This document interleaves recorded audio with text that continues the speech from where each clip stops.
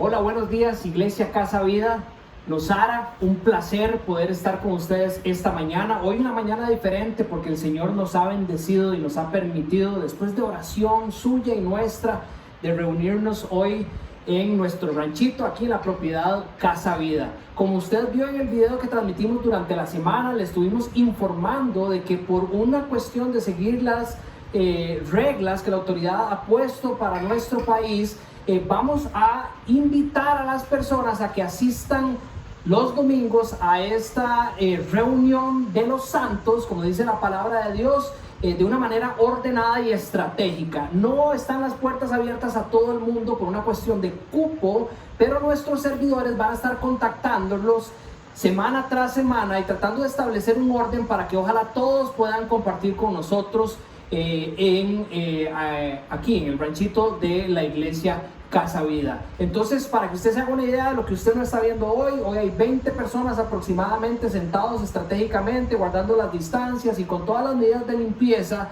en este rancho. Cuando usted venga, probablemente la próxima semana se le guiará por dónde tiene que entrar. Va a entrar por un lugar específico donde se le va a tomar la temperatura, donde se le van a lavar las manos y donde se le va a decir en qué parte del rancho se tiene que sentar según el tamaño de la burbuja a la que usted pertenece y guardando las distancias requeridas. Estamos muy emocionados sin duda de tratar de hacer esto, de honrar primeramente al Señor y de servir a la iglesia y al pueblo que el Señor nos ha mandado a servir.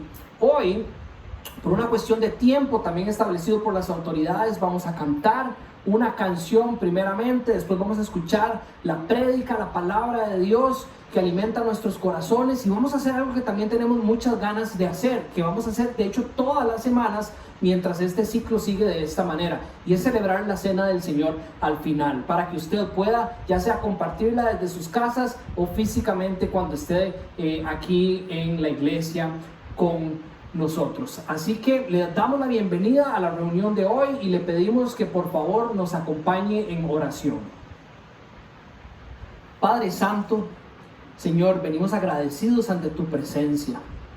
Hemos orado para sentir paz en nuestro corazón de que esta es la voluntad para tu iglesia hoy, Señor. Sabemos que tu palabra es clara, que de nosotros nace un deseo de reunirnos, de congregarnos físicamente bajo un mismo techo a celebrar lo que tú, Cristo, has hecho por nosotros, haces en nosotros, y ver los milagros que tú haces de transformar nuestros corazones, Señor. Padre, te damos gracias porque sentimos a través de la oración, Padre, que nos has dado el permiso de hacerlo aquí en Nosara.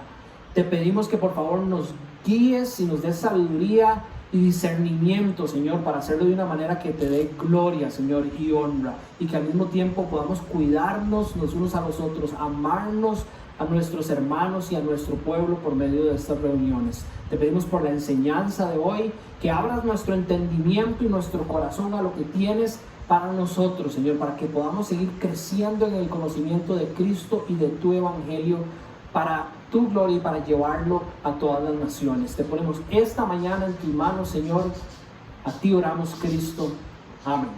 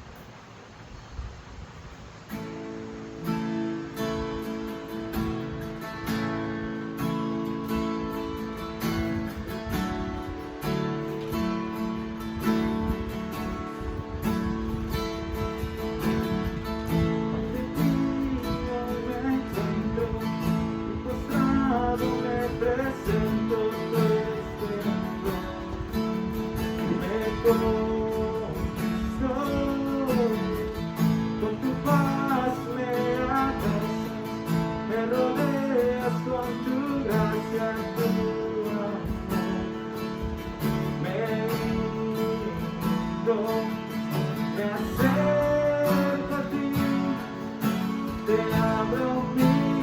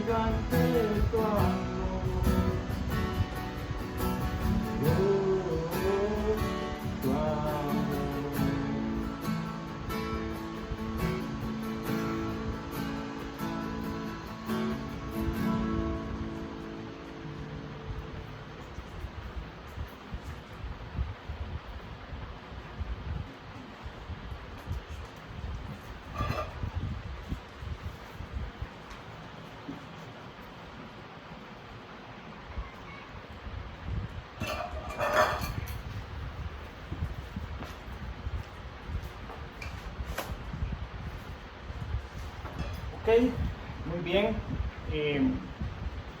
Por favor, abrimos nuestras Biblias. Por favor, abrimos nuestras Biblias o encendemos nuestras Biblias en Colosenses capítulo 1. Continuamos nuestra serie basados en la carta del apóstol Pablo a los Colosenses. Una carta escrita por Pablo desde prisión en Roma, motivado por las noticias que recibe de su hermano Epafras. Se cree el plantador de esta iglesia en Colosa, que llega a Roma a comunicarle a Pablo que hay una preocupación en su corazón por filosofías, es la palabra que utiliza la mayoría de las versiones, falsas filosofías o filosofías que están confundiendo el corazón de los hermanos y de las hermanas en la iglesia de Colosa. Esto lleva a Pablo con un corazón preocupado a escribir esta carta que debía ser leída no solo en la iglesia de Colosa, sino también en la iglesia de Laodicea y de Hierápolis, iglesias que probablemente estaban cercanas a donde estaba ubicado esta iglesia en Colosa. Ahora, el texto de hoy tiene una particularidad, y es que amarra todo lo que Pablo ha venido enseñando desde la introducción de su carta, específicamente desde el versículo 3. Y por esta razón es que pretendo que me acompañen a leer el texto desde el versículo 3 hasta el versículo 23, que es con el que terminamos el día de hoy. Esto que parece ser una introducción que para Pablo es fundamental y crucial que quede clara en el corazón de los colosenses. Ahora, mientras yo voy a leer esta introducción, quiero que su corazón sea dirigido a la importancia que Pablo le da a Cristo como la piedra angular, para usar las palabras del apóstol Pedro, o como el centro de las buenas noticias de Dios para con los hombres, el centro del evangelio. ¿Ok? Entonces vamos a ir leyendo Nueva Versión Internacional principalmente, y a veces saltaremos a la Biblia de las Américas para entender mejor lo que Pablo está comunicando en esta versión. Entonces, versículo número 3, Nueva Versión Internacional, dice: siempre que oramos por ustedes, este es Pablo, Timoteo, Epafras probablemente, y otros que salen enlistados al final del capítulo 4, damos gracias a Dios, el Padre de nuestro Señor Jesucristo, pues hemos recibido noticias de su fe en Cristo Jesús y del amor que tienen por todos los santos a causa de la esperanza reservada para ustedes en el cielo. De esta esperanza ya han sabido por la palabra de verdad, que es el evangelio que ha llegado hasta ustedes. Este evangelio está dando fruto y creciendo en todo el mundo, como también ha sucedido entre ustedes desde el día en que supieron de la gracia de Dios y la comprendieron plenamente. Así lo aprendieron de Epafras, nuestro querido colaborador y fiel servidor de Cristo para el bien de ustedes. Fue él quien nos contó del amor que tienen en el Espíritu. Por eso, desde el día en que lo supimos, no hemos dejado de orar por ustedes. Pedimos que Dios les haga conocer plenamente su voluntad con toda sabiduría y comprensión espiritual, para que vivan de manera digna del Señor, agradándole en todo. Esto implica dar fruto en toda buena obra, crecer en el conocimiento de Dios y ser fortalecidos en todo sentido con su glorioso poder. Así perseverarán con paciencia en toda situación, dando gracias con alegría al Padre. Él los ha facultado para participar de la herencia de los santos en el reino de la luz. Él nos libró del dominio de la oscuridad y nos trasladó al reino de su Hijo amado, en quien tenemos redención, el perdón de pecados. Él, y en otras versiones es más claro, donde dice Cristo, es la imagen del Dios invisible, el primogénito de toda la creación, Por medio de Él fueron creadas todas las cosas en el cielo y en la tierra, visibles e invisibles. Sean tronos, poderes, principados, autoridades, todo ha sido creado por medio de Él y para Él. Él es anterior a todas las cosas, que por medio de Él forman un todo coherente. Él es la cabeza del cuerpo, que es la iglesia. Él es el principio, el primogénito de la resurrección, para ser en todo el primero, porque a Dios le agradó habitar en Él con toda su plenitud, y por medio de Él reconciliar consigo todas las cosas, tanto las que están en la tierra como las que están en el cielo, haciendo la paz mediante la sangre que derramó en la cruz. En otro tiempo, ustedes, por su actitud y sus malas acciones, estaban alejados de Dios y eran sus enemigos. Pero ahora Dios, a fin de presentarlos santos, intachables e irreprochables delante de Él, los ha reconciliado en el cuerpo mortal de Cristo mediante su muerte, con tal de que se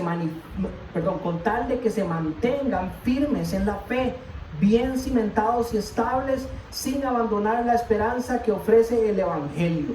Este es el Evangelio que ustedes oyeron y que ha sido proclamado en toda la creación bajo el cielo, y del que yo, Pablo, he llegado a ser servidor. La razón por la cual leemos desde el versículo 3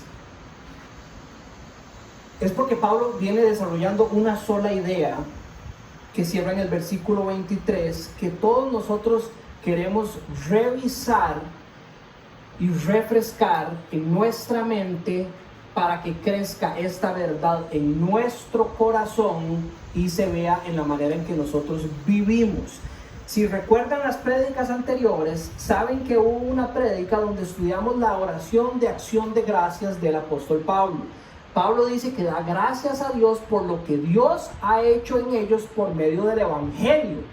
Y hablamos de 3 marcas que eran evidentes ya en los colosenses: fe, amor y esperanza. Dice que esto ha sido el resultado de que ellos hayan escuchado la palabra de verdad, que es el Evangelio, ¿correcto? Entonces habíamos dicho que todo cristiano tiene estas 3 marcas: fe, amor y esperanza, ¿verdad? Entonces ya por ahí uno de nosotros podría decir, bueno, muy bien, ok, yo he escuchado la palabra de Dios, yo creo en el Evangelio, yo soy cristiano, yo tengo fe, amor y esperanza. Y nuestra mente puede que nos quiera engañar diciendo, bueno, entonces esta prédica ya no es para mí, o todo lo que va a decir Pablo a continuación no es exactamente para mí.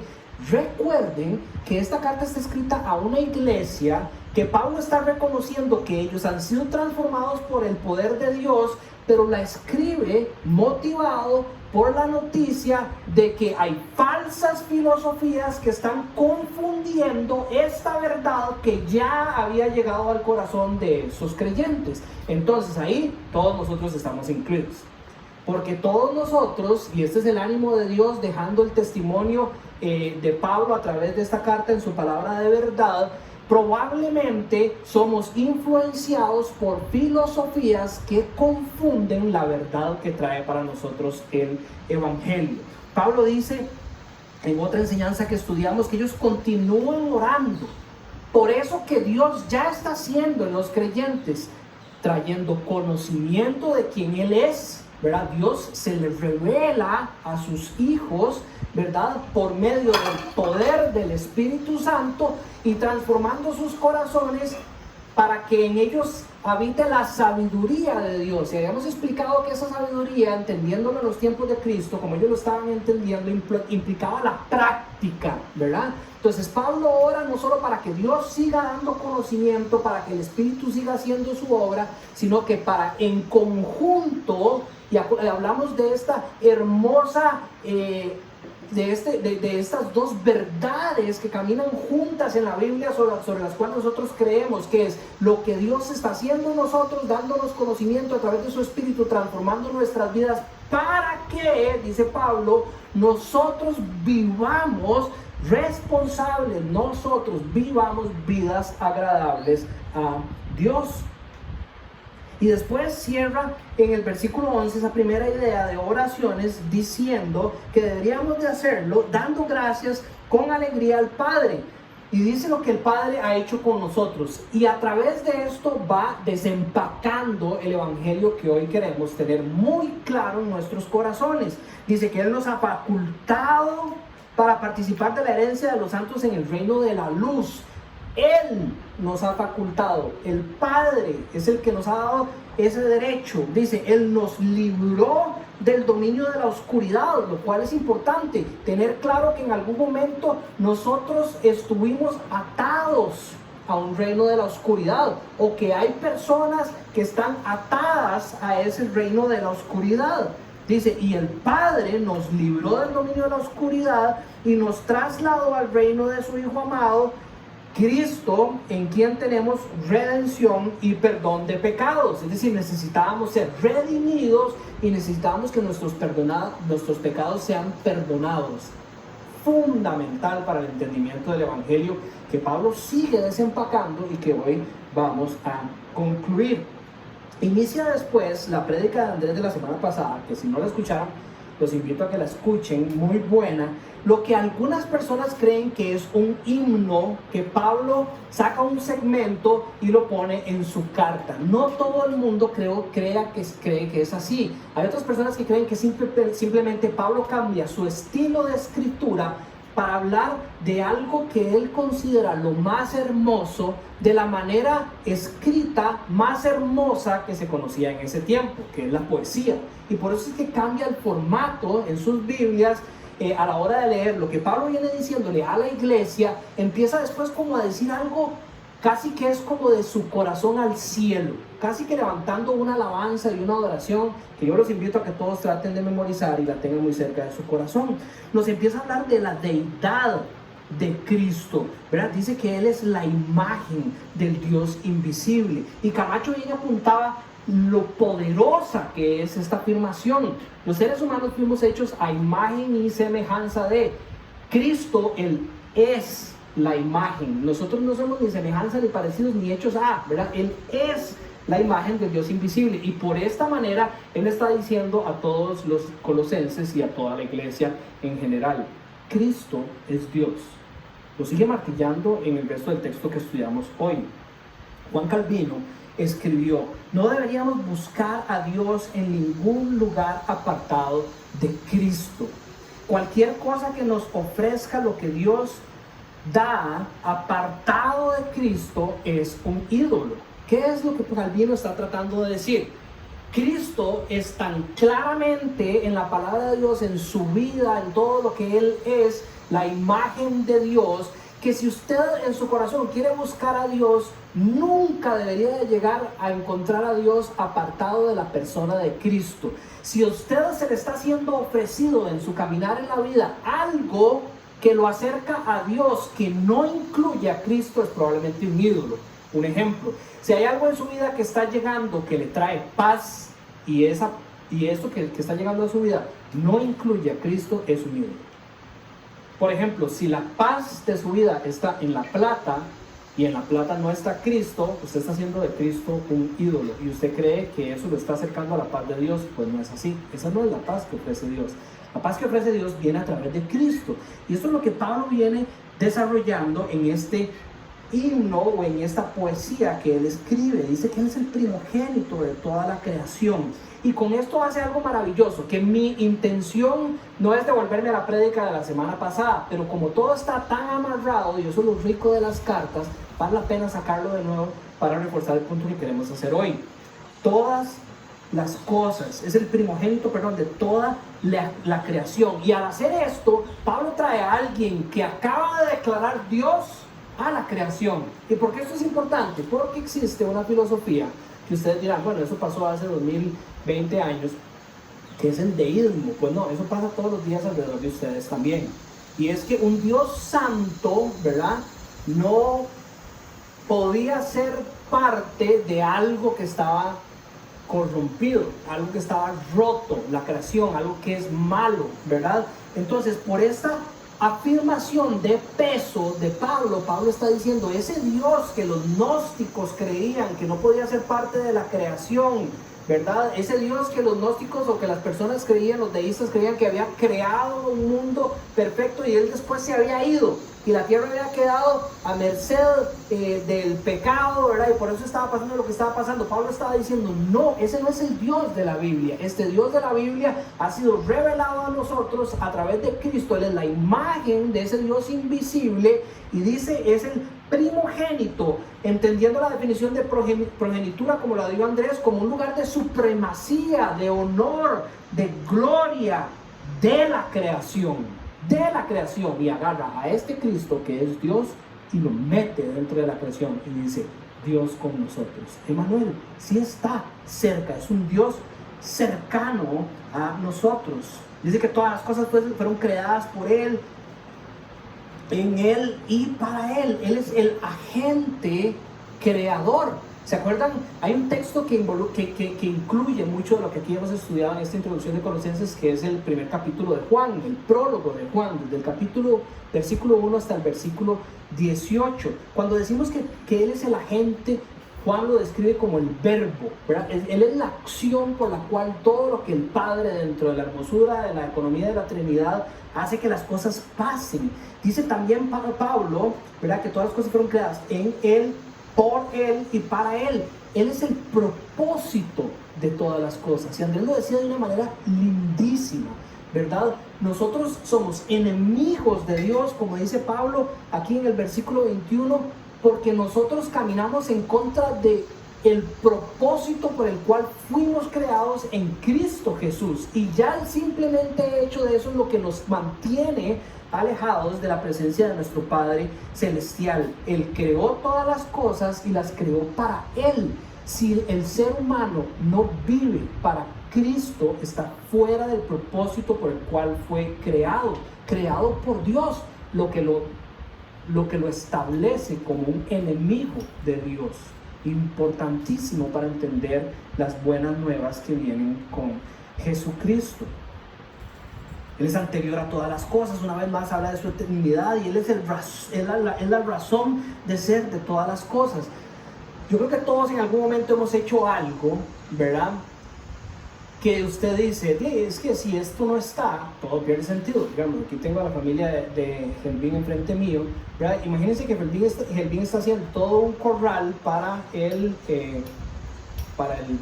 pavo, ¿verdad? ¿Cómo le dicen? ¿Cuál es la palabra? Ciculote, avestruz, ¿cómo es? Chompipe, ¿verdad? Y lo está haciendo lindísimo y todo va trabajando y de repente un día el chompipe ya no está.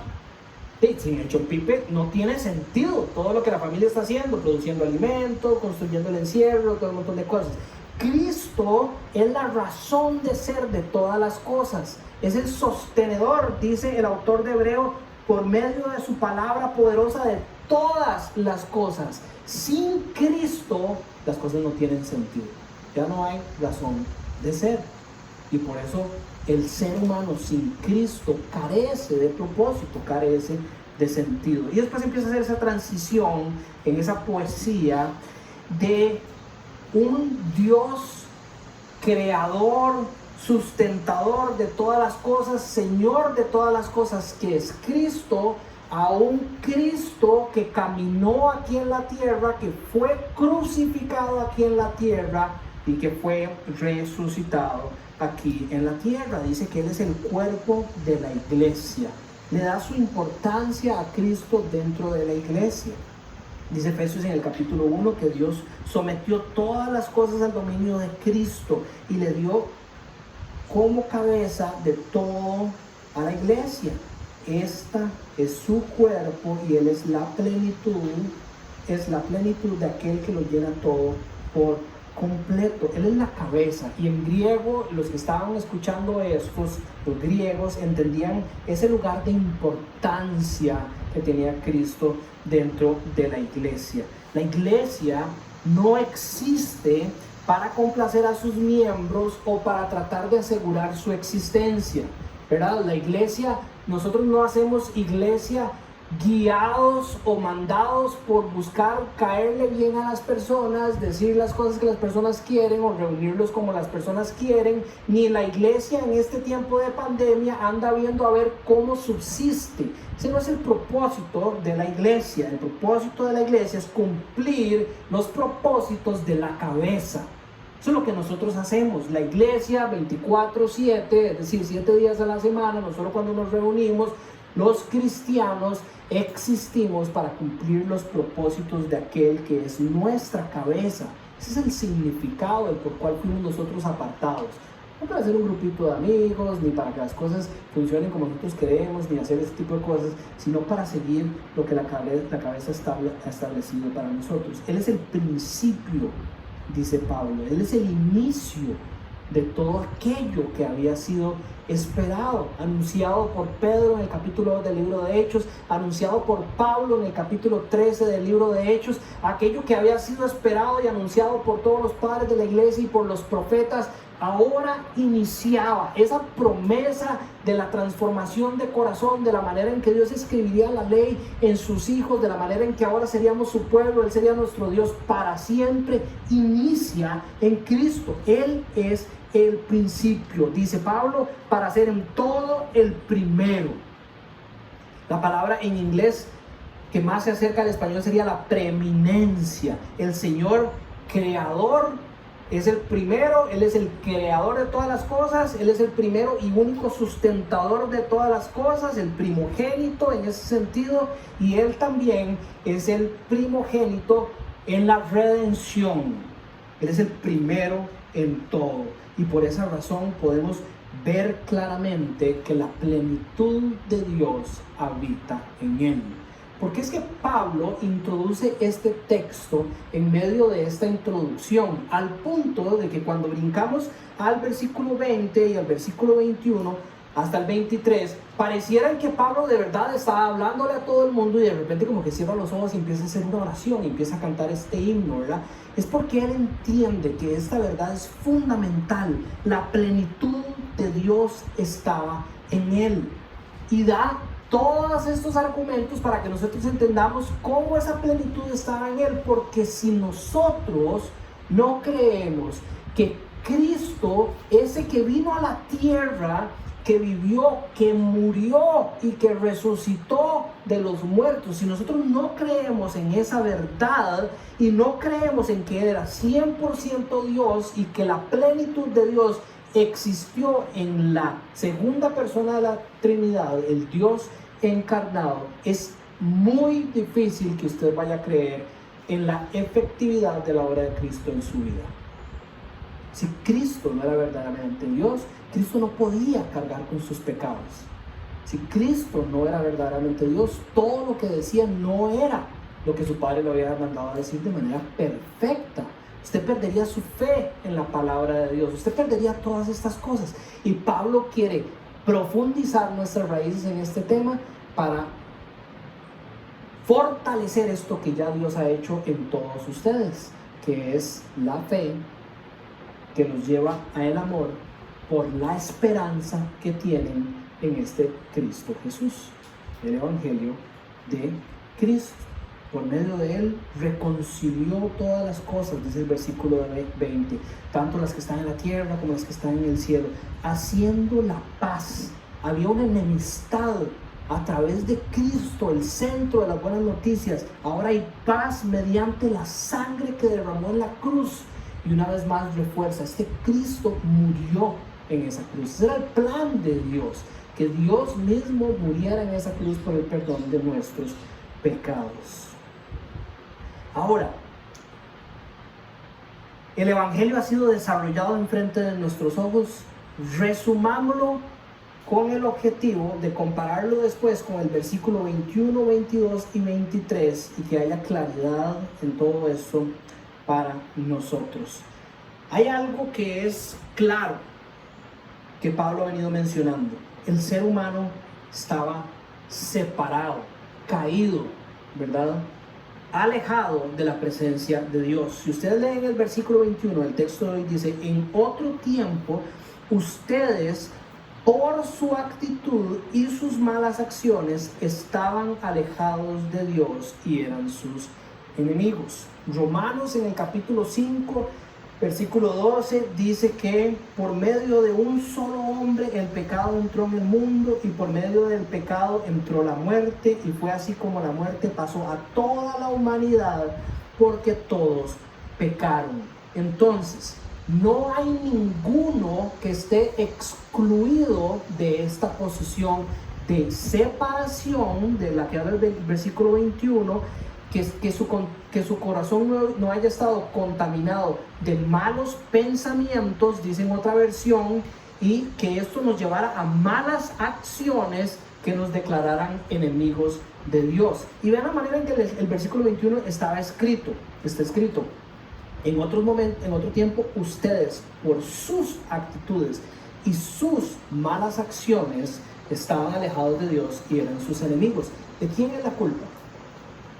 Nuestra, ¿verdad? Dios, de alguna manera, de manera clara nos está diciendo, la razón por la cual ustedes están separados de mí no es porque ese sea mi deseo, o como algunos podrían entender muy mal en la palabra de Dios, y si Dios es soberano y si Él sabía que todos íbamos a caer, al final ese era el plan de Dios, que nosotros nos separáramos de Él. No, es decir, no hagan un mal entendimiento de lo que nos revela la palabra de Dios. Dios no quería que nosotros estuviéramos alejados de Él. Es nuestra responsabilidad, fueron nuestras acciones, nuestra actitud lo que nos alejó de Dios y nos hizo sus enemigos. Adán, según el testimonio que da Romanos 5 que acabamos de leer, es el que decide alejarse de Dios. Él es el que toma la decisión de desobedecer a Dios. Y por esta razón entra el pecado en el mundo. ¿Y cómo es que ese pecado se transmite a todo el mundo? La humanidad pierde la comunión perfecta que había entre ellos y Dios. Ahí se rompe. Entonces, cuando un ser humano nace de Adán y de Eva y toda la descendencia y todos los seres humanos de la creación nacen bajo esta realidad, una separación entre los hombres y Dios. Y por esa razón es que todos venimos ya contaminados con ese pecado original que nos lleva a adorar la creación y no al Creador. Esa es la situación del ser humano. Y es tanto el deseo de Dios de que esto no continúe así, que por eso es que los expulsa del jardín del Edén, para que no coman del árbol de la vida y no vivan en esta condición siempre. Y empieza a anunciar el centro del Evangelio: Cristo, aquel que vendría, que sería mordido en el calcañal, pero él le dirá a la serpiente en la cabeza, y por esa razón toda la descendencia será bendecida, con las promesas que le da a Abraham y a todos los patriarcas. Romanos 3, 10 y 12 dice que no hay ninguno justo, ni siquiera uno, no hay nadie que entienda a Dios, no hay nadie que busque a Dios, todos se han descargado y de una se han corrompido, no hay nadie que haga lo bueno, no hay solo uno, no hay nadie que está excluido de esta realidad. Y por eso es que el Evangelio es tan importante para sus vidas y para la vida de todos los demás, porque el deseo de Dios es de reconciliarse, ¿verdad? Y entonces nosotros tenemos que no solo entenderlo para nosotros, sino para llevarlos a otros más. En otro tiempo estábamos muertos, dice, en nuestras transgresiones y pecados, Pablo en Efesios capítulo 2 versículo 2, y éramos gobernados por Satanás. Cuando usted está alejado de Dios, automáticamente usted está gobernado por Satanás. No hay un punto medio, no es como que usted escoge irse para un bando o para el otro, es automático.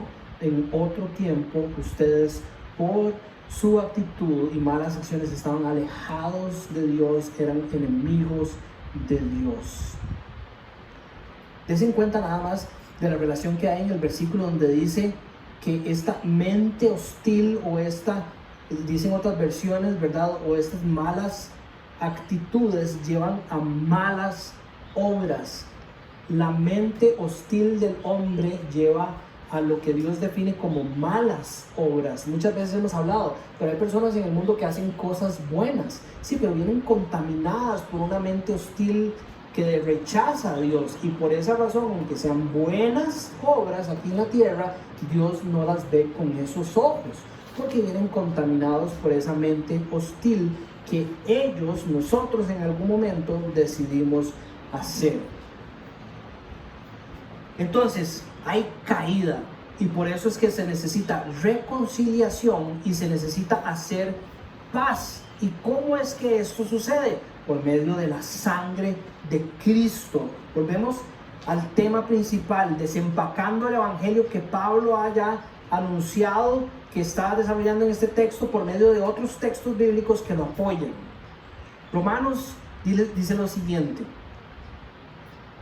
ahora, sin la mediación de la ley, se ha manifestado la justicia de Dios, de la que dan testimonio la ley y los profetas. Sin la mediación de la ley, dice Pablo, hablando sobre la justicia de Dios, sobre cómo a través de Cristo se satisface la necesidad divina para poder volver a establecer la comunión entre la humanidad y Dios. Dice que sin la mediación de la ley. ¿Y por qué esto es importante? En Colosa, aquellos que venían con falsas filosofías, entre los cuentos que vamos a estudiar en el capítulo 2 al 4, vamos a descubrir que una de esas cosas era que Cristo no era suficiente, que había que hacer otras cosas o depender de otras cosas para estar bien con Dios. Pablo deja claro en Romanos que sin la mediación de la ley, en otras palabras, no hay nada que verdaderamente usted pueda hacer para satisfacer la justicia de Dios. Dice que sin la mediación de la ley, es decir, sin obra alguna, se ha manifestado la justicia de Dios, de la que dan testimonio la ley y los profetas. Esta justicia de Dios llega mediante la fe en Jesucristo. Así es como se hace nuestra a todos los que creen en Él. Es la responsabilidad del ser humano, en vez de caminar alejados de Dios, creer en esta verdad y hacerla suya por medio de la fe. Dice, de hecho, no hay distinción, pues todos han pecado y están privados de la gloria de Dios, vuelve a afirmar Pablo. Pero por su justicia son justificados, pero por su gracia, la gracia de Dios, son justificados gratuitamente mediante la redención en Cristo, la que Cristo efectuó. Entonces, esta condición de pecado necesitábamos ser redimidos, y solo es por gracia, no por nada que se haya podido hacer o alcanzar por medio de la ley, sino un regalo de Dios para nosotros. Dios lo ofreció como un sacrificio de expiación que se recibe por la fe en su sangre, una vez más, en el ser humano de Cristo, para así demostrar su justicia. Anteriormente, en su paciencia, Dios había pasado por alto los pecados, pero en el tiempo presente ha ofrecido a Jesucristo para manifestar su justicia. De este modo, Dios es justo y a la vez el que justifica a los que tienen fe en Jesús. Este Cristo encarnado, el Hijo de Dios, es aquel que ha venido a la tierra a satisfacer la demanda divina que trae comunión con el Padre, y en la comunión paz y restauración. Lean el versículo 22 de hoy. Pero ahora, ¿verdad? Leemos el 21 de nuevo, nada más para no perdernos. En otro tiempo ustedes, por su actitud y sus malas acciones, estaban alejados de Dios y eran sus enemigos. Dice, pero, ese pero precioso, ahora, a fin de presentar los santos, ¿verdad? Ese es el fin de Dios, ese es el deseo del corazón de Dios, presentar los santos intachables e irreprochables delante de Él. Los ha reconciliado, ¿en qué? A través de las obras de la ley, siguiendo todo lo que la ley demanda. No, sin la mediación de la ley, dice Romanos, solo en el cuerpo mortal de Cristo, mediante su muerte, por medio de creer en lo que Cristo hizo en su vida, su muerte y su resurrección. Con esto encontramos paz, esa restauración que Dios hace por medio de Cristo, reconciliación para poder ser santos, intachables, irreprochables.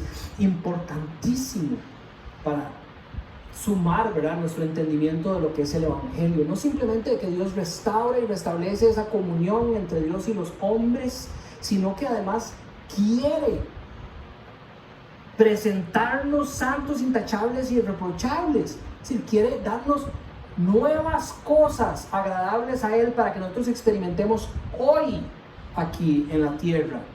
Segunda de Corintios capítulo 5, entre el versículo 17 y 21 dice: si alguno está en Cristo, nueva creación es. Lo viejo ha pasado y ha llegado lo nuevo. Todo esto proviene de Dios. Sí, ¿cómo no va a ser cosas buenas lo que vienen por medio del Evangelio? Quien por medio de Cristo reconcilió consigo mismo y nos dio el ministerio de la reconciliación. Esto es, que en Cristo Dios estaba reconciliando el mundo consigo mismo, no tomándole en cuenta sus pecados y encargándonos a nosotros el mensaje de la reconciliación. Que nosotros también lo compartamos, así que somos embajadores de Cristo, como si Dios los exhortara a ustedes por medio de nosotros. En nombre de Cristo les rogamos que se reconcilien con Dios. Ese es el mensaje de Pablo para nosotros, para que llevemos el Evangelio a otros, que otros se reconcilien con Dios. Dios, a fin de presentarnos intachables y irreprochables delante de Él, nos ha reconciliado en el cuerpo mortal de Cristo. Por medio de Él, paz y restauración en esta nueva creación que somos hoy, donde poco a poco, por medio de la santificación, nos vamos llenando de esto que es bueno, que es lo que proviene de Dios, para últimamente ser glorificados. La intención de Dios es presentarnos santos, intachables e irreprochables delante de Él, y con eso la glorificación, poder estar en algún momento ya en la presencia de Dios, sin más pecado, sin más suciedad, sin más inmundicia, sin más malos pensamientos que nos alejan de sus caminos, por medio de lo que Él está haciendo en nosotros en Cristo Jesús. Esa es la intención de nuestro Padre Celestial. Ahora, no solo nosotros éramos los recipientes de las malas noticias, todos nosotros éramos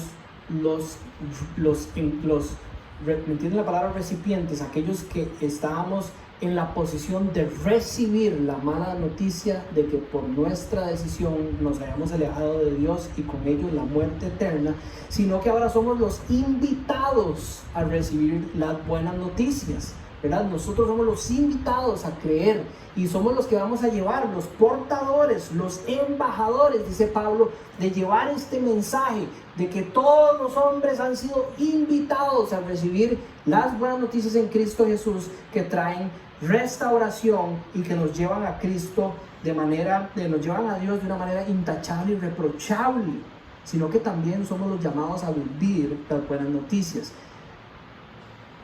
Recipientes de malas noticias, invitados a vivir las buenas noticias, pero llamados también a vivir las buenas noticias. ¿Y por qué digo esto? Porque Pablo cierra esta sección, y con esto cerramos la prédica, haciendo una llamada de atención sutil que nos tiene que invitar a todos a querer revisar si esto es una realidad en nuestras vidas. Vean lo que dice el versículo 23. Con tal de que se mantengan firmes en la fe, bien cimentados y estables, sin abandonar la esperanza que ofrece el Evangelio. En otra versión dice, esto que acaba de decir ya Pablo, ustedes alejados de Dios, guiados y esclavizados por esas malas acciones y malas actitudes, ahora Dios, dice, por medio del cuerpo de Cristo, desea santificarlos para presentarlos de manera intachable delante de Él. Dice, esto Él lo va a hacer, dice Pablo en la nueva Biblia de las Américas, esto Él hará en ustedes si en verdad permanecen en la fe, bien cimentados y constantes, sin moverse de la esperanza del Evangelio que han oído. El Evangelio es para todos y es, como fue nuestra responsabilidad alejarnos de Dios, nuestra responsabilidad abrazarlo. Y Pablo cierra este texto creo que con dos intenciones. La número uno es para que nosotros dentro de la iglesia revisemos nuestros corazones. ¿Estamos nosotros manteniéndonos firmes en la fe? ¿Estamos bien cimentados? ¿Somos estables en nuestras creencias? ¿No abandonamos nosotros la esperanza que nos ofrece este evangelio? Si usted vive de esta manera, Pablo le está diciendo que es porque Dios está haciendo su obra en usted, porque Dios le está transformando su vida, le da claridad en su conocimiento por medio del Espíritu Santo y hay sabiduría que se ve en buenos frutos y viviendo una vida digna, según leímos desde el versículo 3, y agradable a Dios. Pero también lo dice de manera en que nosotros somos llamados a revisarnos. Si usted no vive firme en la fe, si usted no está bien cimentado y estable sin abandonar la esperanza que ofrece el evangelio, es decir, si usted vive una vida donde todo lo que usted hace no está relacionado con Cristo, o por lo menos voy a decirlo de esta manera para ser un poquito más benevolente, si la intención que reina su corazón no es hacer todo sostenido de la mano de Jesucristo, Pablo le está diciendo, revísese. No se siente aquí en la iglesia cómodo diciendo, Dios al final me va a santificar, me va a glorificar y voy para el cielo de fijo. Pablo está diciendo, esto tiene que estar pasando en su vida para que usted esté seguro de que Dios va a hacer lo otro también en su vida. Y por la hermosura del texto y la razón por la cual empecé desde el principio, es porque es claro que Dios no lo manda a hacer esto solo. Él lo hace en usted, usted lo hace con Él, y los frutos demuestran de que existe ya esa comunión con el Padre Celestial. Entonces, somos llamados a vivir las buenas noticias, con tal de que nos mantengamos firmes, bien cimentados y establecidos en la fe y sin abandonar la esperanza que ofrece el Evangelio. Esta fe que nos hace permanecer, que nos tiene bien cimentados, que nos tiene con fe en Cristo, que nos amarra a esa esperanza. Una persona que entiende verdaderamente, y creo que esta es la idea general con la que Pablo cierra, una persona que entiende verdaderamente las verdades que hay entre el versículo 3 al 23. Una persona que entiende verdaderamente todo lo que Dios ha hecho en su vida a través de Cristo Jesús, quiere hacer todo en su vida para Cristo Jesús. Una persona que entiende todo lo que Dios ha hecho en su vida a través de Cristo Jesús, quiere hacer todo en su vida para Cristo Jesús. Esa es la respuesta natural de un cristiano por lo que Dios ha hecho en ustedes. De este evangelio que ustedes oyeron y que ha sido proclamado en toda la creación, dice Pablo de manera hiperbólica, bajo el cielo y en la tierra, del que yo, Pablo, he llegado a ser servidor. Con esto cerramos esta sección. Oremos. Señor, te damos gracias, Padre, por tu palabra. Señor, y hoy venimos ante ti como iglesia, Señor, para celebrar estas verdades. Padre, queremos compartir la comunión que tú has establecido como un sacramento para tu iglesia, Señor, hoy. Pero antes de pasar a ese momento, Señor, queremos venir y postrarnos ante ti, Señor, y decirte, creemos, Jesús, en quien tú eres el Hijo de Dios, que vino a rescatarnos, a redimirnos, Señor, que con tu sangre pagaste por nuestros pecados y restableciste la comunión con nuestro Padre Celestial, Señor. Cuando diste las instrucciones a través del apóstol Pablo a los Corintios, Señor, sobre este sacramento que vamos a practicar hoy, lo dijiste de esta manera: que yo, dice Pablo, recibí del Señor lo mismo que hoy celebramos nosotros, que el Señor Jesús, la noche que fue traicionado, tomó el pan y después de dar gracias lo partió y dijo: este pan es mi cuerpo, este pan es mi cuerpo que por ustedes entrego, hagan esto en memoria de ti, de mí. De la misma manera, después de cenar, tomó la copa y dijo: esta copa es el nuevo pacto en mi sangre. Hagan esto cada vez que beban de ella en memoria de mí, porque cada vez que comen de este pan y beben de esta copa, proclaman la muerte del Señor hasta que Él venga. Señor, y eso hacemos hoy. Padre, hemos a través de tu palabra recordado la obra de Cristo, de su muerte, de su vida, Señor, de lo que hizo a través de esa sangre que hoy simbólicamente vamos a tomar, Señor, por medio de la cena del Señor, Señor. Es que te pedimos permiso para acercarnos a ti, al trono de gracia, Señor, y celebrar esto juntos como iglesia. En el nombre de Jesús, Señor, vamos a celebrar esto juntos. Le pido a los músicos que por favor pasen a tocar una última canción. Mientras, por filas, vamos a pasar a recoger los elementos para celebrar la cena del Señor.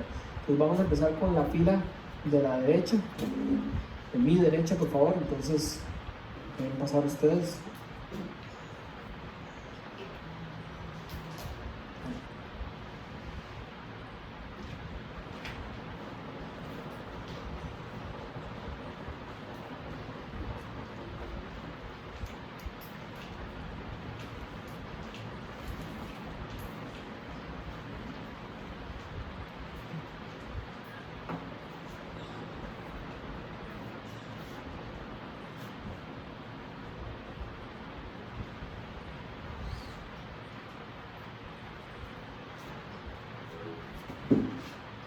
Ok, la fila del centro.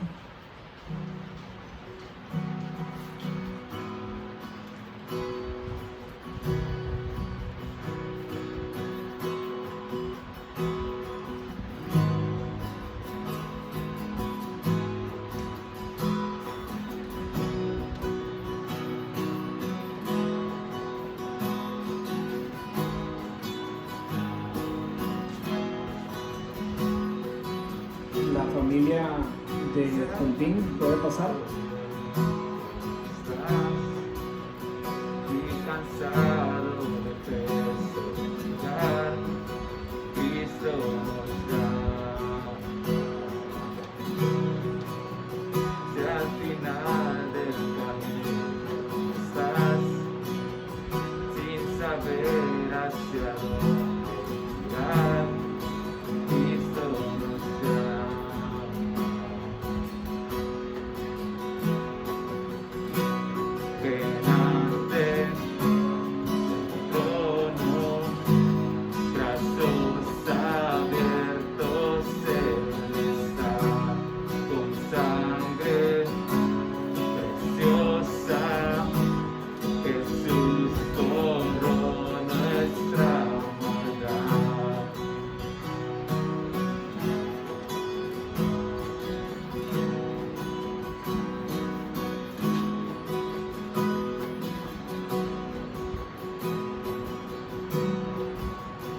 Deja atrás tu vergüenza usar, ven a ella, no esperes más, Cristo nos llama. Trae toda tristeza a soltar, nueva vida Jesús te dará, Cristo nos llama.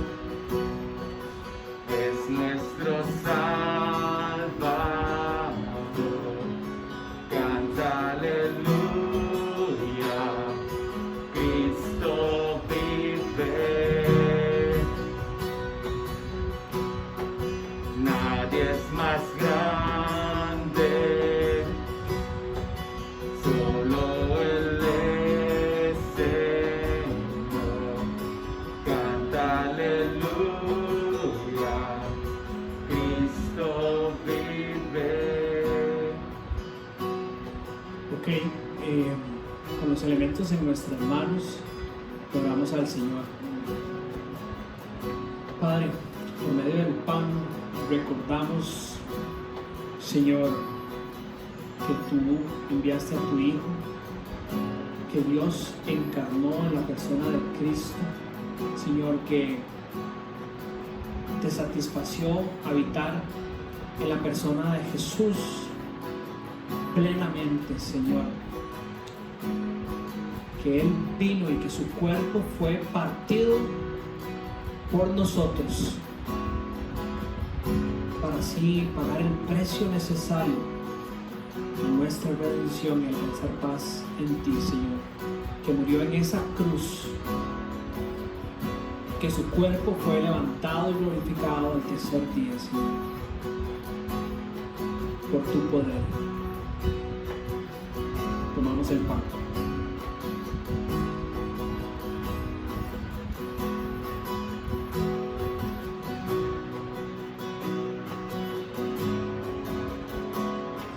Señor, y con la sangre en nuestras manos,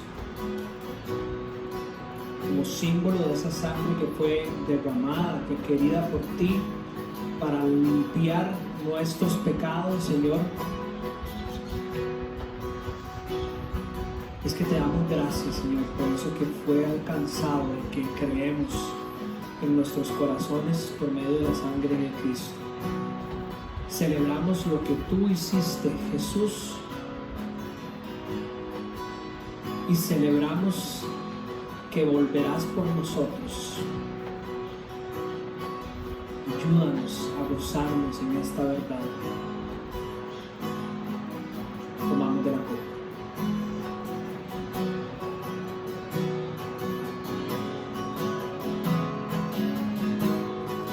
Gracias, Padre, gracias, Hijo, y gracias, Espíritu de Dios, Señor, por lo que has hecho hoy. Y con esto nos despedimos. En tu nombre oramos, Jesús.